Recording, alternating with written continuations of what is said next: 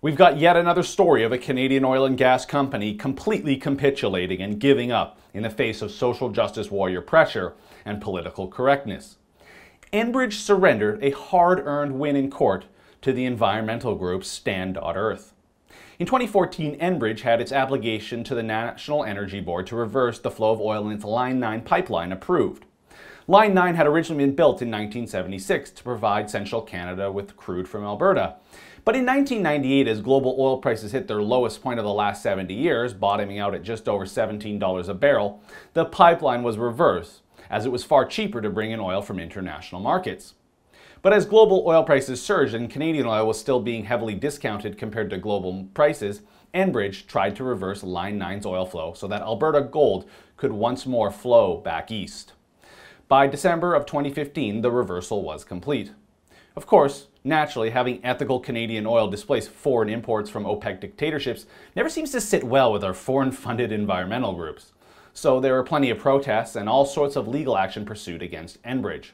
Stand.earth, formerly known as Forest Ethics, have operations in both the United States and Canada, and they rely heavily on money from Tides and the Bullet Foundation, two US-based organizations that have big billionaire backers like George Soros and Tom Steyer. Well, Stand.earth launched a challenge of the NEB's approval of the Line 9 switch, and they claimed that the NEB had failed to include the public from its review process. Enbridge was an intervener in this case, and when Stand ended up losing, they were ordered to pay Enbridge $14,559 to cover the company's legal costs. Well, fast forward to 3 years later, and Stand, despite their big money backers, never paid. And so when it came time for the courts to enforce this judgment, they did what they normally do for delinquents and deadbeats who fail to pay. They send in the sheriffs to collect assets. And as you might expect, when the sheriffs arrived at the activists' offices at Stand Vancouver, well, they completely freaked out. Stand's official account tweeted out, quote, "Happening now! Enbridge has sent sheriffs to our office to seize our assets because we fought against their Line 9 pipeline," unquote. Of course, that is in part a lie. Enbridge did not send or order in the sheriffs. The courts did, because Stand failed to pay its bills. For a moment, it looked like maybe this was a nice little win for a beleaguered Canadian oil and gas industry and the thousands of hard-working Canadians employed in it.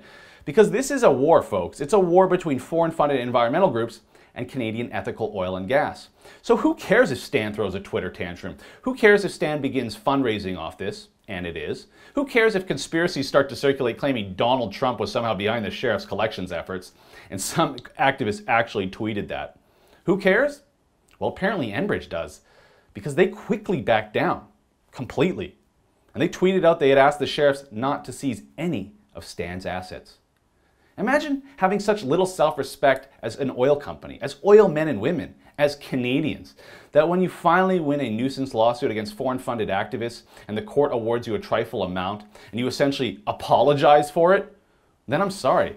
But it seems the Enbridge PR team decided that optics and pretending to be a social justice warrior company is more important than, profits for your shareholders or the state of mind of your employees. Gosh, it's a sad state of affairs for ethical oil and gas in Canada in 2017. For the Rebel.media, I'm Christopher Wilson. Thanks a lot for watching. If you're as excited as I am, I want you to check out our brand new list of fall shows. Go to therebel.media/shows. We've even got special premium pricing for a limited time if you sign up now.